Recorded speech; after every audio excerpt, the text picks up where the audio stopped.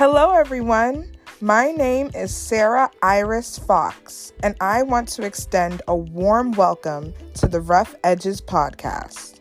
Rough Edges exists to provide mental health education as well as faith-based messages in order to inspire growth and foster healing. In this podcast, I will guide you through my faith and mental health journey to dispel the stigma surrounding mental illness and to create a voice for those who wish to discover more about these topics.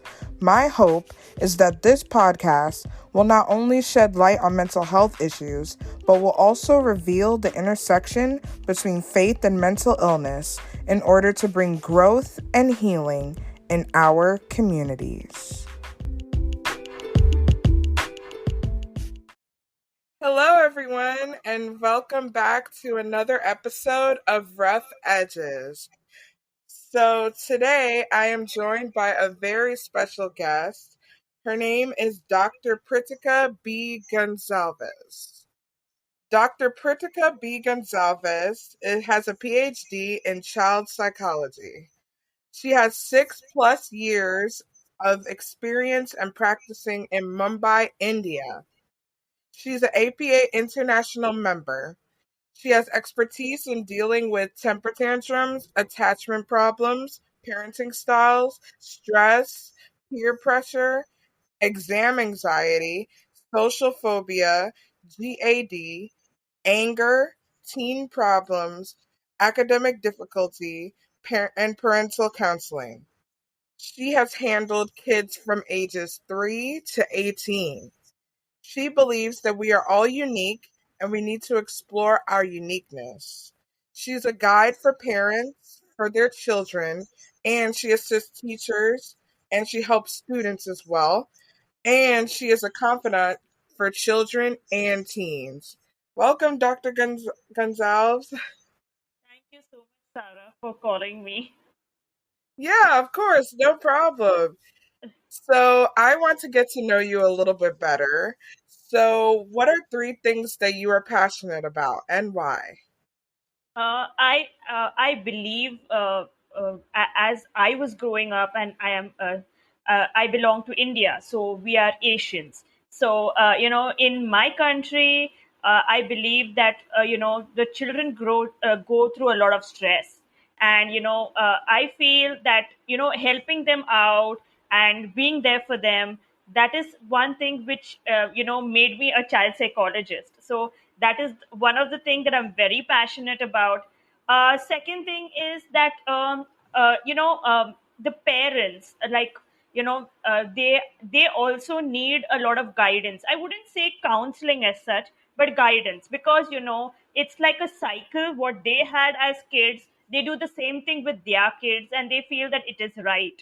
But there are things which are changing, and we are living in a modern world, so we need to adapt accordingly. So I would feel that managing children is a very big task, and I would like to inform them and tell them that I am there for them.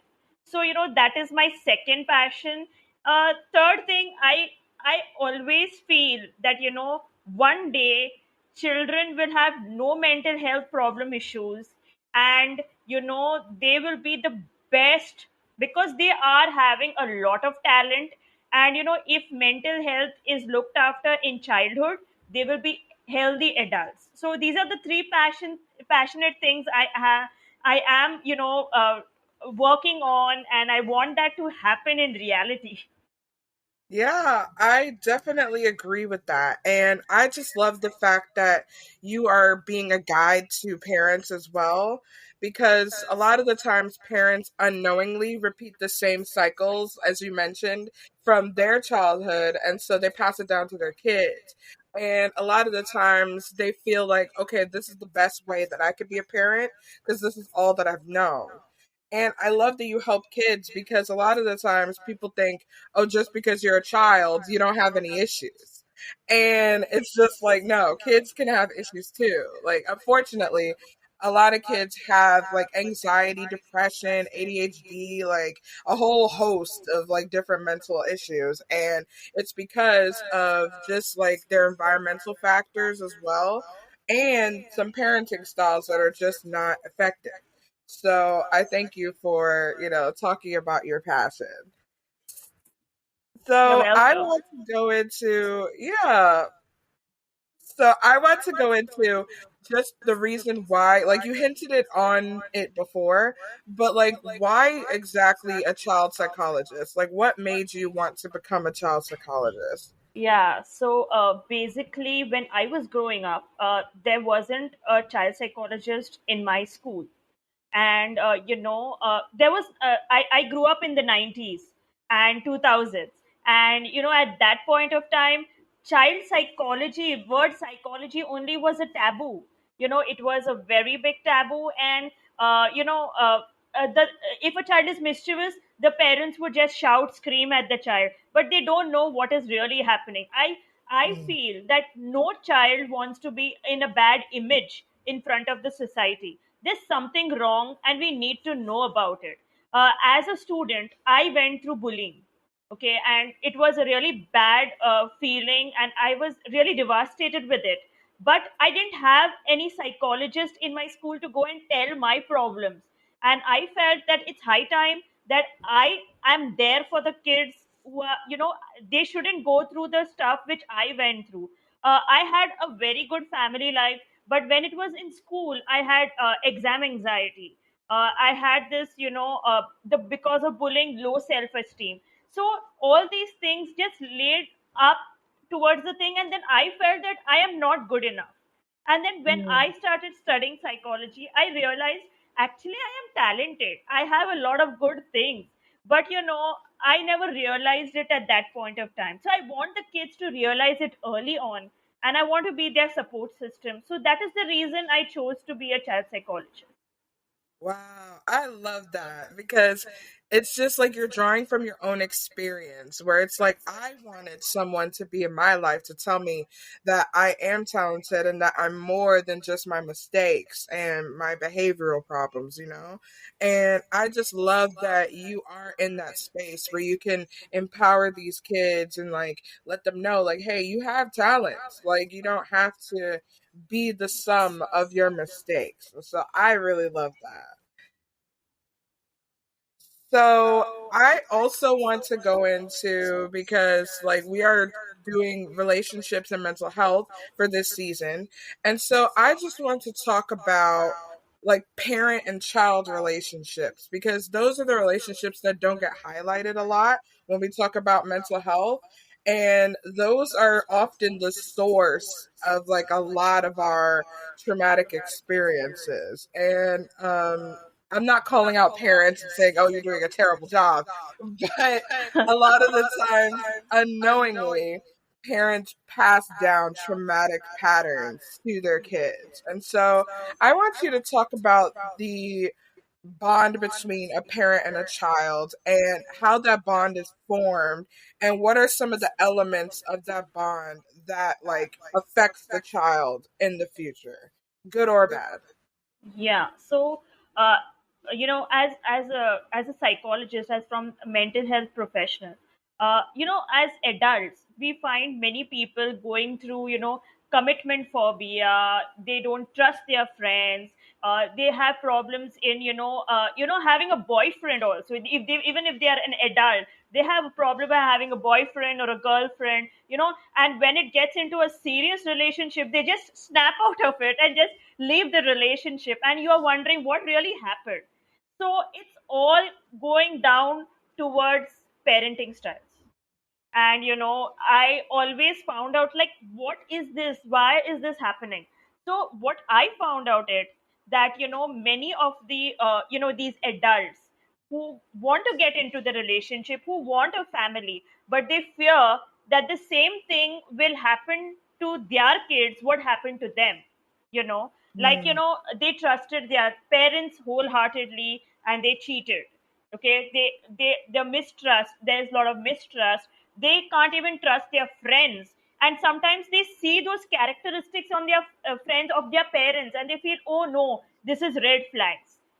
I don't want to. So they don't even tell everything to their friends. They are a good listener, they will solve your problems, but when it comes to them talking out, they will close. out, they will have boundaries around them, they will not open up. Yeah. So, we cannot blame those partners who are having commitment phobia. I feel you need to understand their situation. Need to talk to them more, that what is the reason, what are their fears. And most importantly, now there is this premarital counseling, or, couples counseling. They need to go to those counseling because they are there and they will be helpful. As you said, that as a child, secured attachment is one of the best attachments to have. And a democratic parenting, where there are rules, but there is an open communication. Okay, this rule is too difficult, let's be flexible. That's democratic parenting. Mm, So, you are having your say, there are feedbacks, the parent is understanding. Like, I read an article where, a celebrity, when the child does something wrong, this particular celebrity, she comes down to the child's level, looks into the eyes, and tells the child which behavior was wrong. And you, mm. as a person, is not wrong, but the behavior was wrong. That's such a nice way of parenting, you know Yeah. it's always said in psychology, when you stand tall and the child is small, it's like authoritative, where you are commanding stuff and the child feels pressurized. So you need to Mm, come to the child's level and talk to the child, and the child feels cool and calm. So that is the way you need to do it, because we are so this we are at work giving orders, we feel that okay, at home also we need to give orders, but no, we need to have it activity based. I feel parenting should be more of activity based. Positive reinforcement. Now, positive reinforcement, I wouldn't say give expensive gifts like, iPhone, Xbox, and all that. No, the child needs hug. mm. Child is waiting for that love. Hug, smile, pat on the back. Supposing if a child gets a B grade also in their exam, just tell them, oh, it's cool, we'll do it better, you can do it better, this was good enough. That gives that encouragement. I know Mm. we need to have self validation and all that, but a kid doesn't understand that. They like appreciation.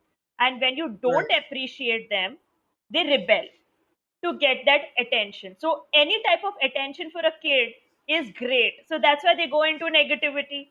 So, I would say parents need to have a good foundation in childhood, so that going further, the adult life of their child is good. Yes. Wow. I really love like the positive affirmation, because a lot of the times, like especially when the kid does bad, it's almost like a condemnation, like a shame, like, oh, this is what you did. And I love that you said like separate the behavior from the child. Like, like this is your behavior that was bad. It's not you that was bad, And I also love the hugs. Like that could go a long way. Like a lot of the times it's like that type of intimacy, kids don't get that. So they're just like, "Oh, well, I guess my parents don't love me unless I perform?" So, could we talk about like the performance element in those relationships? Because a lot of the times, especially like in the household I grew up in, it was mostly like, okay, you got to do great on your academics, you got to do great on your grades, and then you'll be rewarded. And let's talk about like how performance based parenting, like how that affects the child and even leads into like the test anxiety and everything like that. Yeah, so like the country I live in, India, we are the number one in depression. So there are kids who are depressed. Of course, they will, because here this entrance exam, the preparation starts from sixth grade. So you can imagine how much pressure is there. Plus, as I come from South Asian community, here what the parent says is the law. You cannot ask questions. And like many of the places in South India, especially, I come from South India. My native place is South India. So there, you if you're an intelligent person, you have to become a doctor or an engineer. There's nothing less than that.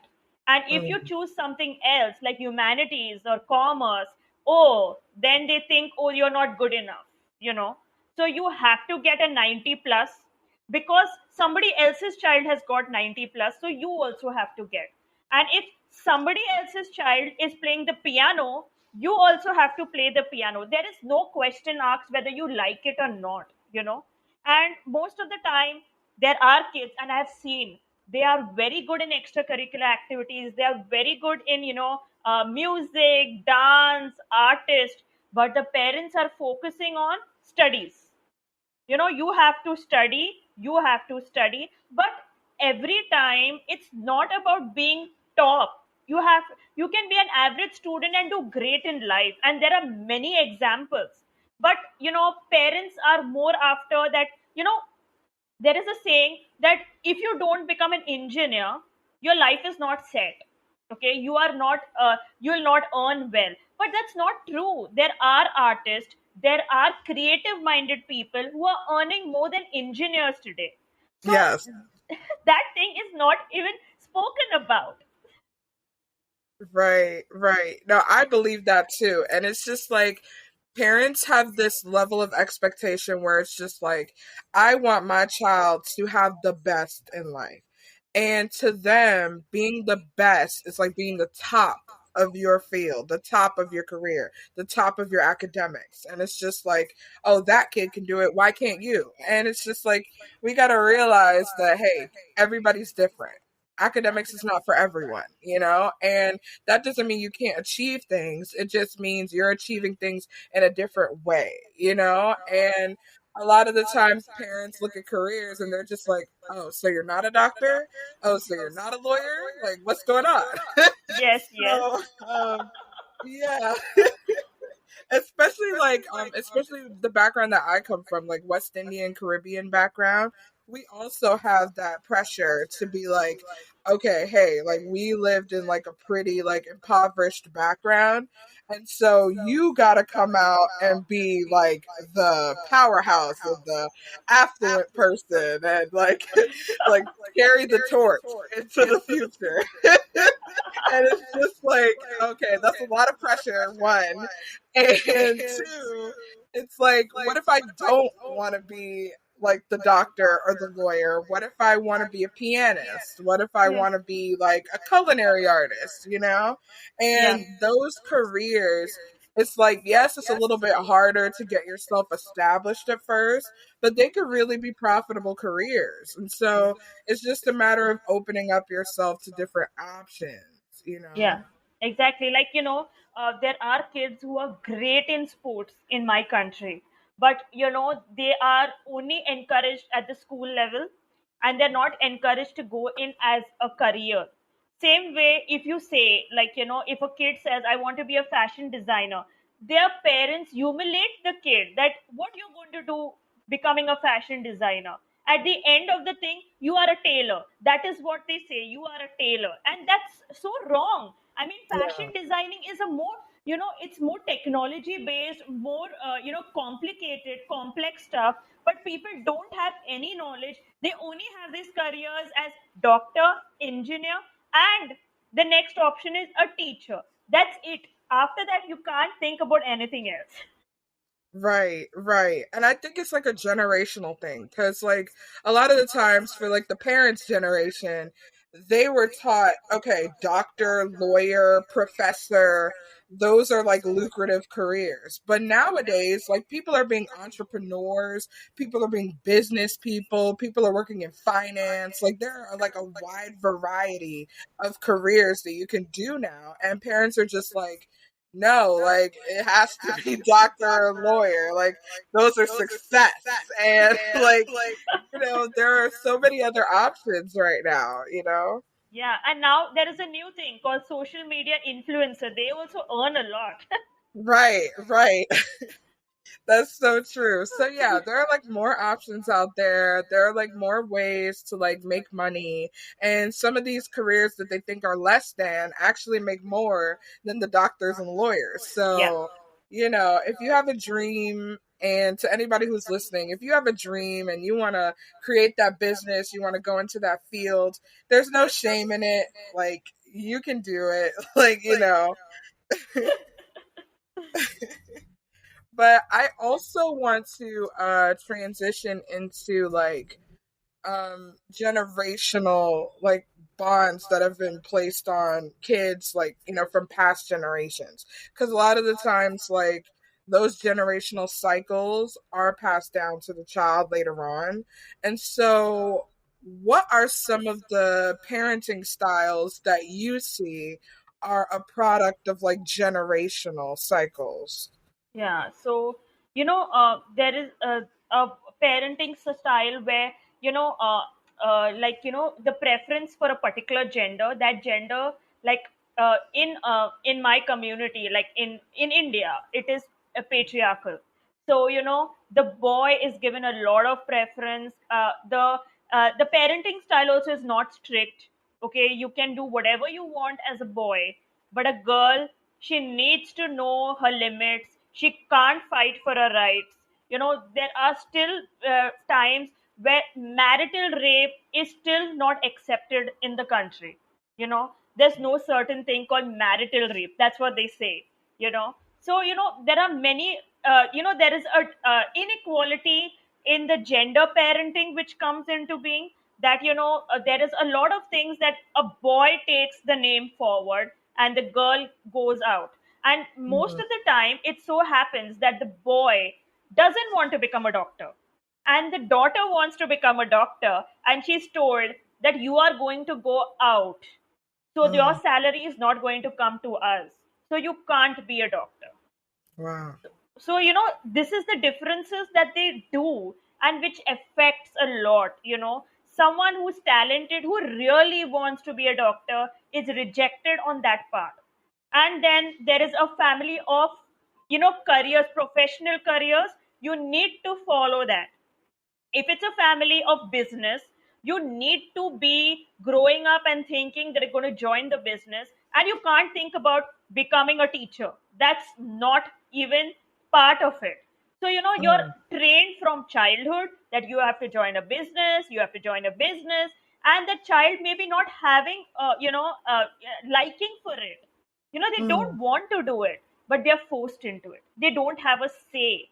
So there is a thing that a child is told that you don't know to make the decision, it is us who take the decision. And Mm. they have this thing, oh, you are not an adult. You're 17, you're not an adult. In India, till 18 you're known as a child.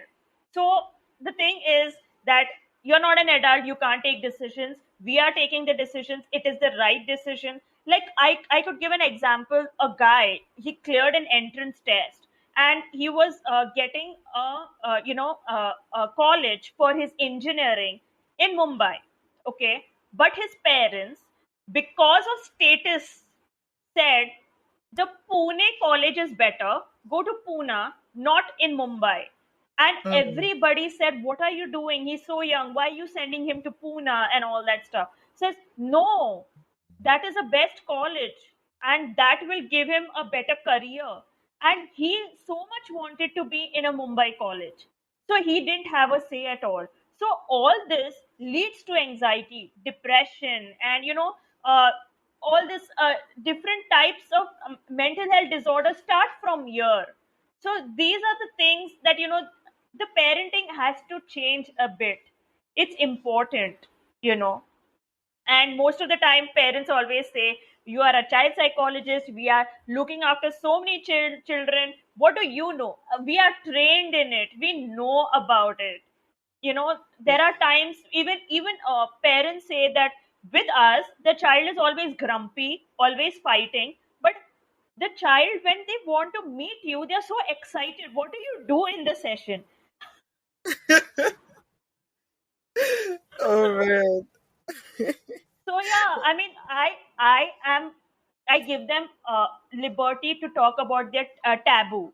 But the point is, then the parents also have to be cooperative with us, because at the end of the day, they're going back to that environment. You're going to start the same thing. The child will react. So you need to be very careful, and at the same time, listen to the child psychologist. It is very helpful, I feel, in that case. Yeah, I agree. And especially with like the amount of pressure that parents place on kids to do great things, and they don't even like consult the child and say, hey, what do you want to do, and one thing that I love like my parents for is that they never really pressured me into doing like one particular thing. They're like, hey, whatever you choose, as long as it's like a good money making um career. So there was still a little stipulation there, but they were like, whatever you want to do, we support you. And I think if parents kind of add a little leeway to like what the kid does want to do, like, hey, if you want to go to that school, we'll support you. And I think it's a lot of the times the cultural stigma, especially for people of color.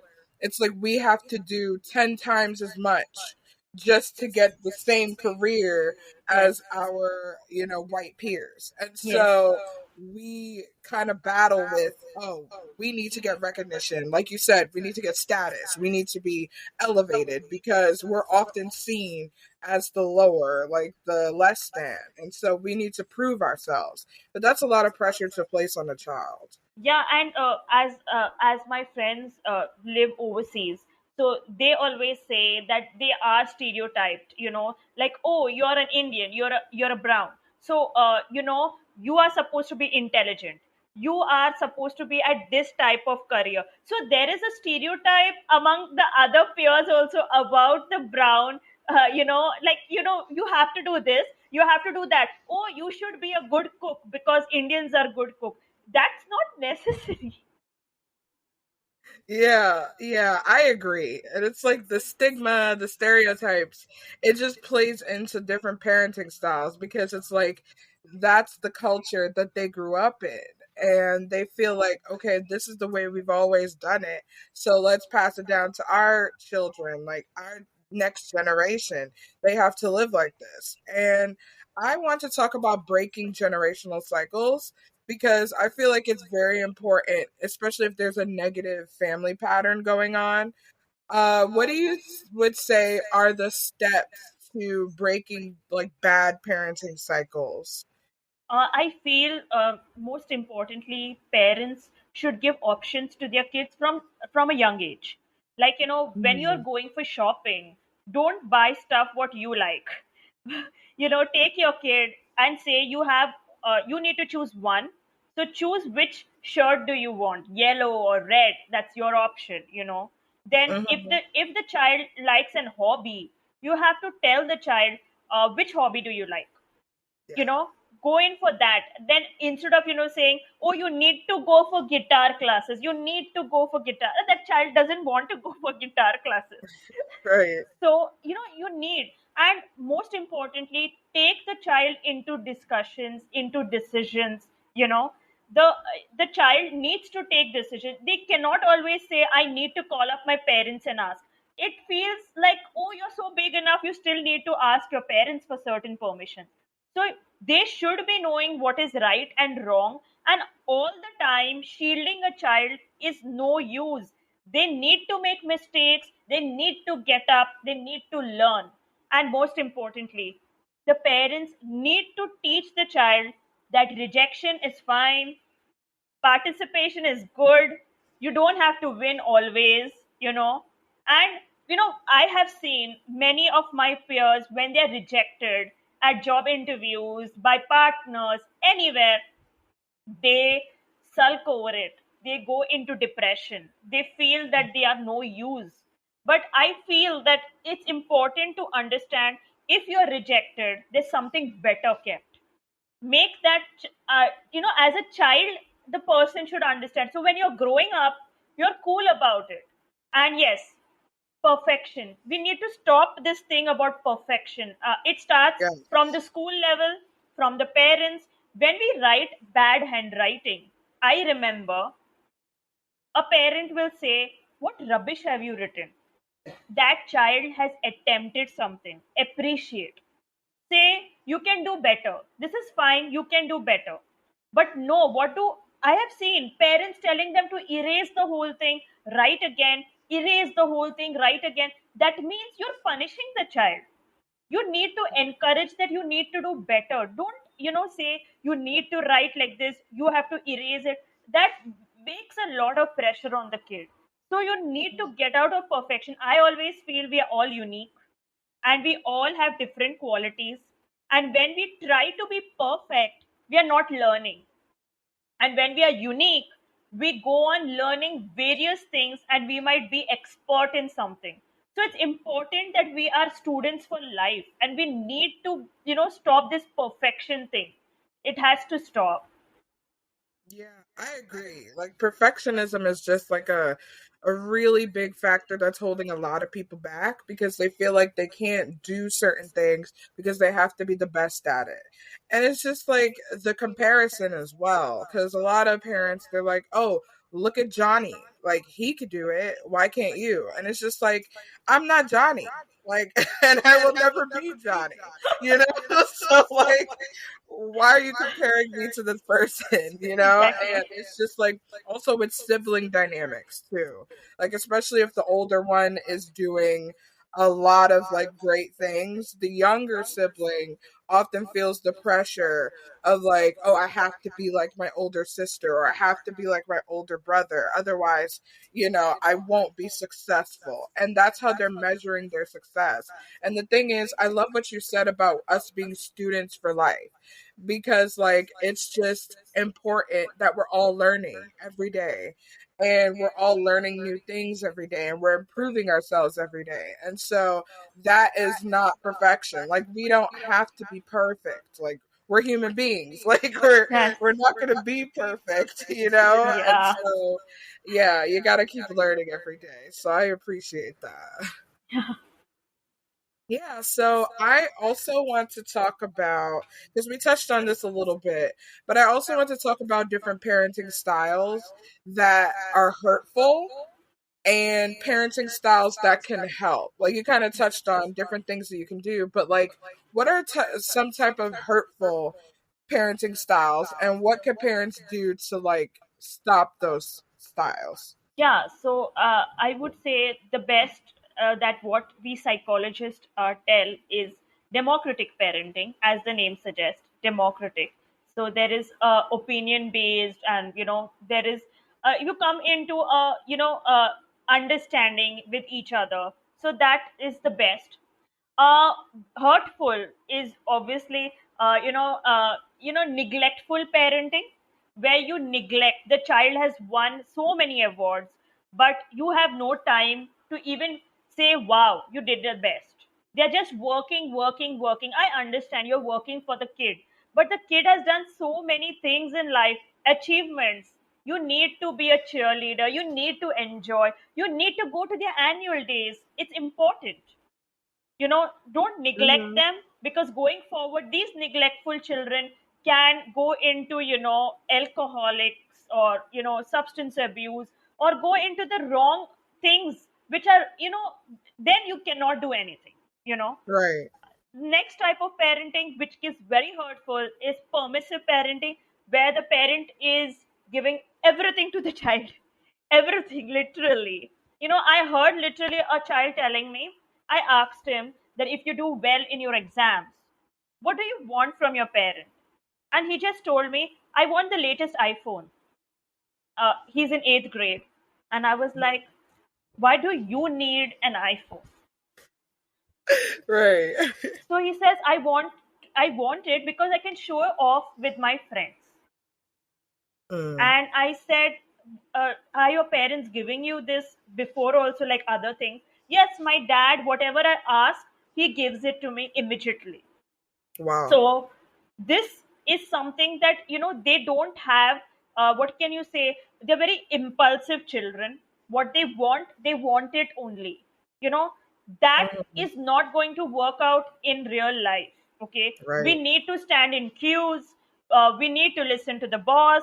We need to work in teams. And if this type of parenting children go into the world, they're going to have a lot of problems. So, Yeah. the parents need to think that if the child wants certain things, it should be age appropriate. You cannot give everything to the child. The child needs to work hard to get it, just as you are working hard to give the best to the child. So that's Right. really, really important. Next type of parenting, which is hurtful, is dictator parenting, dictatorship, where you are the dictator and the child and the family members are all your subjects. You know, they have to listen to you. Right. So, I mean, the thing becomes no, you have to study, you have to study. And, in some of the countries, beating the child, screaming at the child is okay. And that becomes a generational cycle where you don't understand what is the reason the child is not studying. It could be dyslexia, it could be Hmm. lack of focus, but it's not accepted. This explanation is not accepted. You need to study come what may. So, Yeah. this type of children then build up fear when they grow up. They have this authority figure fear, they have anxiety, they have social anxiety talking in public, like what will the elders think about me. Mm. That becomes a big issue for the child. So this type Yeah. of parenting style are very hurtful, and it can cause a lot of problems. We don't understand it now, but when the child becomes an adult, it does happen. And another thing is, two parents, one parent is having neglectful parenting and the other parent has a permissive parenting, even more Right. confusion for that child. So, Right. they don't know what to do, what is right and wrong, so it becomes a really big hassle. So yeah, Yeah. I feel parents should go for these um, before a baby is born, for some parenting training, that would make you ready, or accept that certain things are going to happen and we need to change, because what happened in the past, it's not, the modern world is different and we need to Right. change. So I think parenting guidance or parenting training, I would use that word than counseling, would be very, very important for now, because Generation Alpha that's already come, they're quite different and they're not going to listen to all this. They are Right. not going to listen. Yeah, that is so true. And I love that you said training because it's like when we do anything, like when we go for a job, we get trained for that job. When we go into like, fixing something, we read the manual. Like, why is it different with a child? It's just like you can't go into parenting with like a lot of preconceived notions because one, the child is going to grow up in a different society in a different time that you were grew up in. They're going to have different levels of expectations. They're unique. So they're going to have different needs. They're going to have different interests. And you can't go into it assuming what worked for you as a child with your parents is going to work with them. So I love that you said parenting training because a lot of the times, like even you mentioned it earlier, like premarital counseling, it's acceptable to go to premarital counseling. What about pre-parenting counseling? You know? Yeah. So like, Yeah. it's and I feel like it would uncover a lot of things where it's like, okay, what kind of household did you grow up in?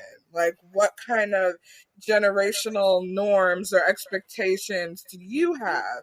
And it would kind of uncover a lot of the things where you're like, oh, I thought I could raise my child like this and it would be okay. Like you mentioned with corporal punishment. Like a lot of like cultures, especially like Caribbean cultures, they're like spare the rod, spoil the child. So um they believe like, okay, corporal punishment is the most acceptable way. And no, there are other ways to like parent your children. I mean, there are certain moments where corporal punishment may be necessary, but that's not the end all be all. It's not the go-to form of punishment. And I love the democratic like parenting style that you mentioned because it's just showing that hey, the child has agency as well.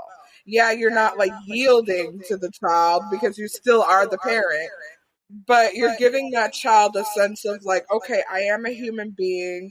I have choices. I have options. And I'm really figuring out who I am in the world. And that type of parenting style kind of like shapes the child into figuring out their identity. So I love it. I love all of it. So Dr. Pritika, I want to thank you for joining me today. And before we go, I have one last question. What advice do you have for new parents who are, just becoming parents or about to become parents? What advice do you have for them in terms of like how they can best parent their child going forward? uh, I would say that there are certain cultures who have started pre-baptism training where parenting counseling is given. Uh, they tell as parenting counseling, but I say, why would you counsel a parent unless the child is having some behavioral issue and the child is not yet born? So why would you counsel the parent? So it would be parenting training. I feel they need to go to a child psychologist or a child developmental psychologist who will give them some guidance about how today's generation kids are, how are they different, and how helpful those tips could be. Yes, you can read the books, but yes, everything will not be in the books that expert will give you, right? So that is really important. Also, I had, as you said, advice. I had a parent before she thought about starting a family. She DM'd me on social media and said, ma'am, could you tell me what is democratic parenting, because I didn't have that type of parenting. And I told her, and she said, could there be some activities where my future children I could do, so that I don't give the hurt what I went through to them. And I felt so nice, at least one person had the thing that let's go to a child psychologist, even though it's on a DM, and message and find out. So I Right. feel, before planning your kids also, you could always go and talk to a child psychologist, understand what is this new thing, your new job as a parent, how is it going to be. So you know what you're going into. There is not like, oh, you're going to an unknown territory. You're going into something where you know the things and you understand. So you have the tips, like you have the resource material for your new job and you're ready to go. So you have to be equipped with that. As the generation is changing, we need to be different from the past of how our parents or grandparents did that. So I would Yeah. say, go in, and I would encourage all these child psychologists, start parental training for new parents, and parents who want to become parents, start your first step by finding out these parenting styles, attachment styles, and then going for it. So it would be very, very helpful. Yes, I love that. Well, thank you, Dr. Pritika, for joining me today. And I will link all of her contact information in the show notes. And I just thank you for giving us your wisdom and expertise on this subject. And I hope that you guys tune in for more empowering episodes on Rough Edges. Thank you so much.